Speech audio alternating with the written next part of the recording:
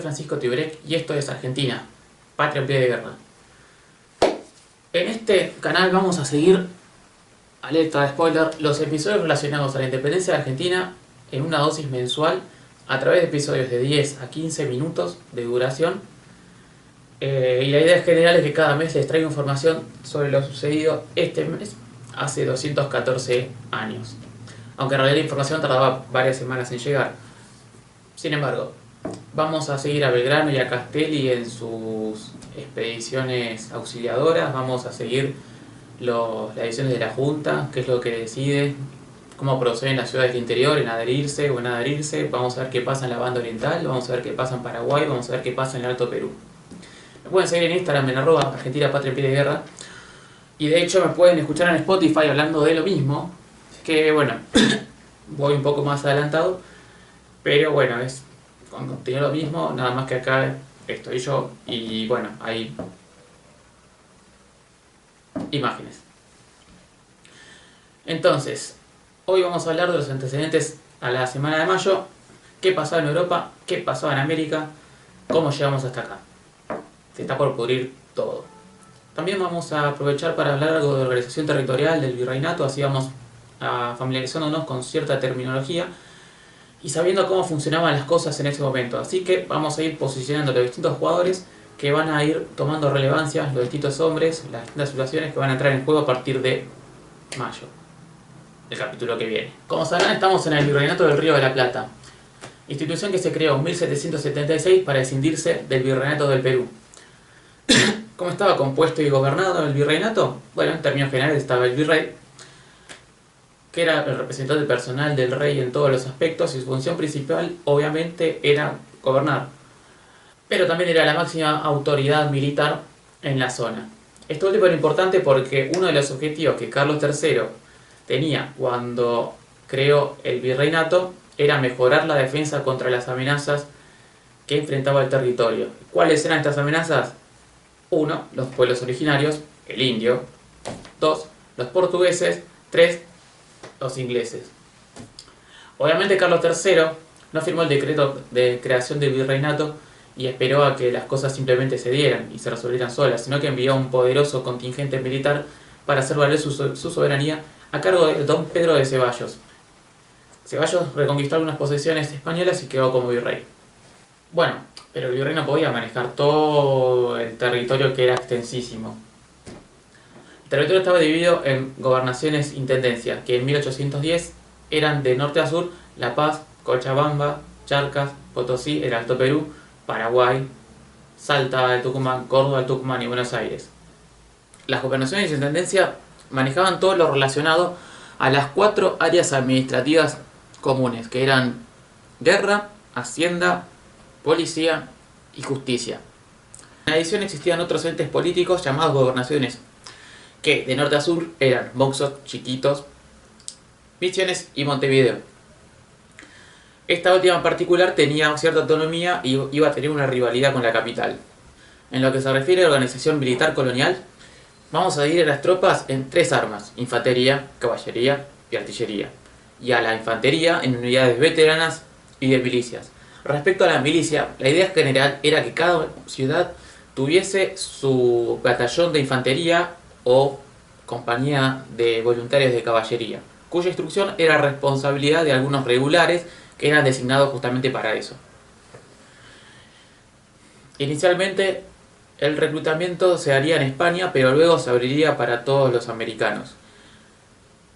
Como armamento se utilizaba la bayoneta, el sable y la lanza, mientras que a distancia se utilizaba principalmente el fusil, la carabina, en el caso de la caballería, y la pistola. El alcance máximo del fusil era de 400 metros. El problema grave que tenía el virreinato era que en términos de defensa le faltaba todo. Le faltaba municiones, le faltaba armas, le faltaba efectivo, o sea, gente para cubrir los puestos que había que cubrir. Y también le faltaba incluso correspondencia. Debido al control del mar que ejercían los británicos, era muy fácil para los británicos cortar todo tipo de convoyes que salieran hacia las colonias americanas en España. Incluso en tiempos de paz, las noticias como que España entraba en guerra con Inglaterra o con Portugal llegaban tarde y por eso siempre los portugueses entraban en acción primero y les ganaban de mano. También esto dio lugar a muchos pedidos de los virreyes para solicitar refuerzos porque no les alcanzaba para afrontar las tres amenazas que les dije que eran los aborígenes, los portugueses y los británicos. A excepción de cuando vino Pedro de Ceballos a estos territorios, las tropas aquí nunca serían lo suficientemente instruidas, ni suficientemente numerosas, ni suficientemente armadas. Ok, pero ¿qué pasaba en Europa? Como saben, Europa era un quilombo porque Napoleón le había pintado salir a conquistar el continente. En tierra tenía bastante éxito, pero en el mar los británicos se hacían fuertes. España, lamentablemente para ellos, se había aliado a los franceses. Entonces la armada franco-española buscaba entrar en el Canal de la Mancha, que es el espacio de agua que separa Francia de Gran Bretaña, para apoyar un desembarco francés en Gran Bretaña. Pero la marina inglesa impidió esto en julio de 1805 en la batalla del Cabo Finisterre. Luego, el almirante Nelson, el 21 de octubre de 1805, aniquiló la flota franco-española en la batalla de Trafalgar. Esto tuvo como consecuencia principal el dominio completo y total de los británicos en el mar. Entonces, ¿qué iban a hacer los ingleses con este predominio en el mar? Y bueno, invadir otros lugares, obvio. En enero de 1806, los ingleses ocuparon la colonia holandesa del Cabo, en el extremo sur de África. A partir de allí, el comodoro John Rex Popham, de la Marina Británica, organizó una expedición a las colonias españolas en Sudamérica. El 25 de junio de 1806, 1.600 hombres desembarcaron en Quilmes, al sur de Buenos Aires, para ocupar la capital del virreinato 2 días después, luego de una muy débil resistencia. Pueden escucharme hablar largo y tendido sobre la primera invasión inglesa en mi podcast que se llama Argentina Patria en pie de guerra. Lo pueden escuchar en Spotify. Lo importante es que el virrey Rafael de Sobremonte huyó con los caudales reales y con su familia hacia Córdoba. Entonces, con la ayuda del gobierno de Montevideo, el francés, a órdenes de la corona española, Santiago de Liniers, organizó una expedición que marchó desde la banda oriental hacia Colonia, luego se embarcó hasta desembarcarse en Las Conchas, donde ahora es Tigre, y luego marchó a Buenos Aires. Luego de duros combates forzaron la rendición del general Beresford el día 12 de octubre de 1806. Entonces los ingleses se van y empiezan a pasar cosas. Y cito de Eduardo Sacheri. De pronto, en una ciudad acostumbrada a la parsimoniosa obediencia a la corona española, la invasión, la resistencia y la reconquista habían generado acciones y acciones políticas, intenciones de protagonismo, posibilidad de fortalecer posiciones de poder. En otros términos, empezaba en Buenos Aires una vida política. Una de esas cosas fue que la Real Audiencia de Buenos Aires le quitó el poder militar a Sobremonte para dárselo al héroe del momento, Santiago de Liniers. Algo muy raro y un poco rebelde, que digamos, pero además era necesario, porque los ingleses no se habían ido. La amenaza inglesa no desaparecía, porque su escuadrilla estaba bloqueando todavía el Río de la Plata. De hecho, el 6 de septiembre, Liniers ordenó la creación de las milicias porteñas, organizadas por arma y por nacimiento. Entonces iba a dar lugar a los batallones de patricios, arribeños, granaderos, montañeses, vizcaínos, cazadores, gallegos, andaluces, miñones, indios, pardos y morenos, en el caso de la infantería, húsares y landengues para la caballería y voluntarios patriotas de la Unión, y pardos, indios y morenos de vuelta para el caso de la artillería.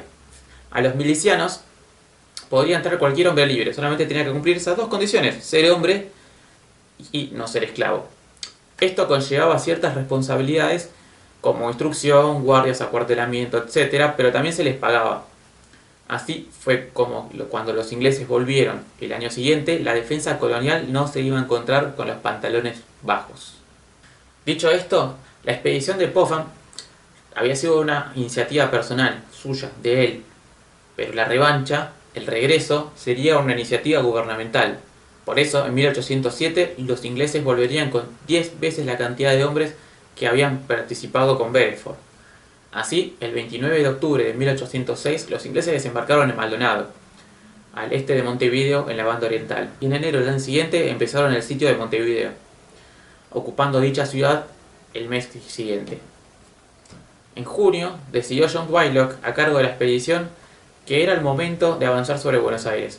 El 5 de julio tuvieron lugar los combates con la victoria de los coloniales sobre los británicos y la rendición de Whitelock, que incluyó la retirada de todos los ingleses del Río de la Plata.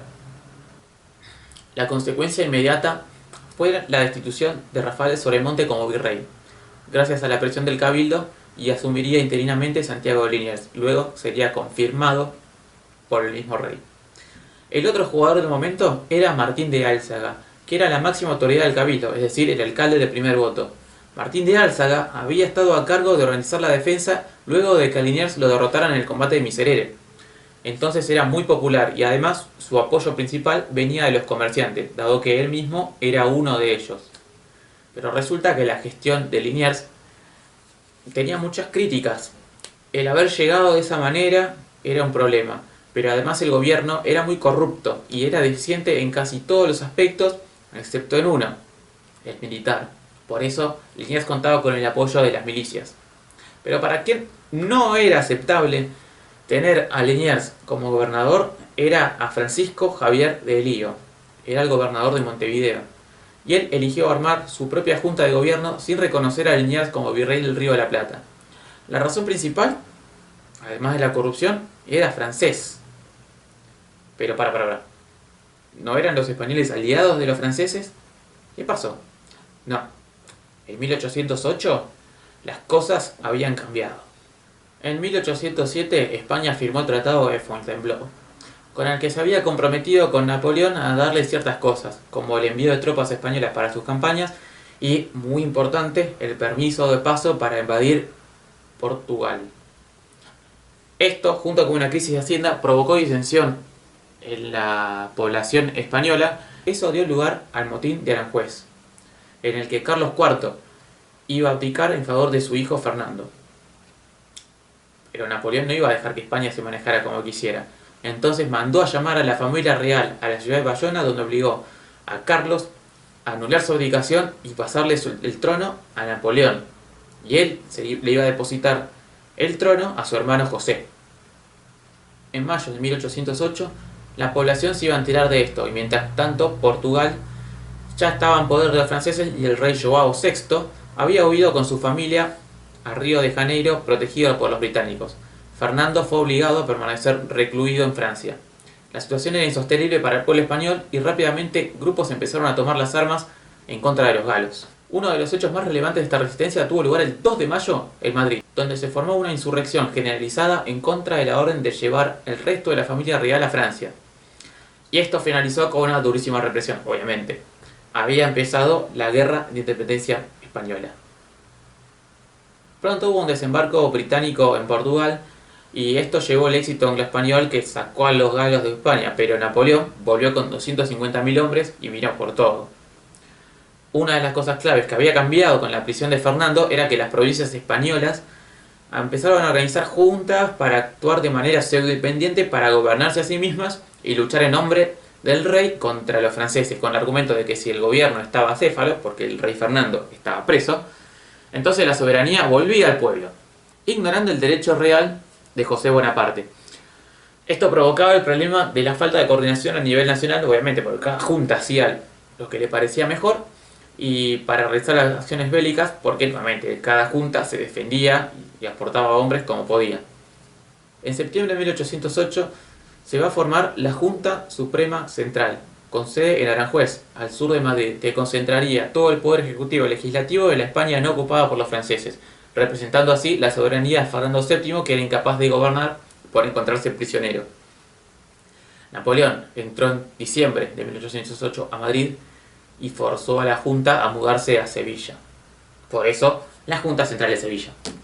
1809 no sería un año fácil para nadie. Enero arrancó de hecho con un intento de Martín de Álzaga de deponer a Liniers como virrey. Sí. El 1 de enero de 1809, Martín de Álzaga aprovechó que ese día, con el cambio de años, también cambiaban los puestos en el cabildo, e intentó desplazar a Liniers. Se tocó la campana y se convocó al pueblo para que pareciera que era voluntad del pueblo, justamente de la gente, de que Liniers se fuera.